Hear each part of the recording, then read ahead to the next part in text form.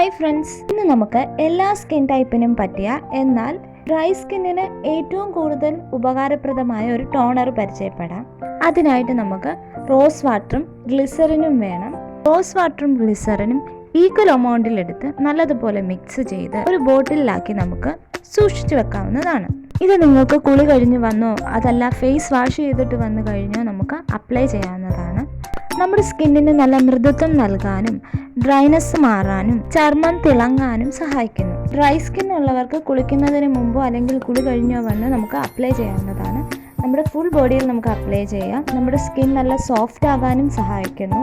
ഞാനിത് ഉപയോഗിക്കുന്നത് കുളി കഴിഞ്ഞ് വന്നോ അല്ലെങ്കിൽ ഫേസ് വാഷിന് ശേഷമോ മുഖത്ത് ടോണറായിട്ട് അപ്ലൈ ചെയ്യാറുണ്ട്. 5 മിനിറ്റിന് ശേഷം നമ്മൾ ഉപയോഗിക്കുന്ന ഏതെങ്കിലും ഒരു ക്രീം നമുക്ക് അപ്ലൈ ചെയ്യാം. ഈ ഒരൊറ്റ ടോണർ മതി നമുക്ക് ഫേസ് ക്രീമായിട്ട് ഉപയോഗിക്കാം. വളരെ നല്ലൊരു മോയ്സ്ചറൈസറാണിത്. അതുകൊണ്ട് തന്നെ എല്ലാവരും ഇതൊന്ന് ട്രൈ ചെയ്ത് നോക്കണം.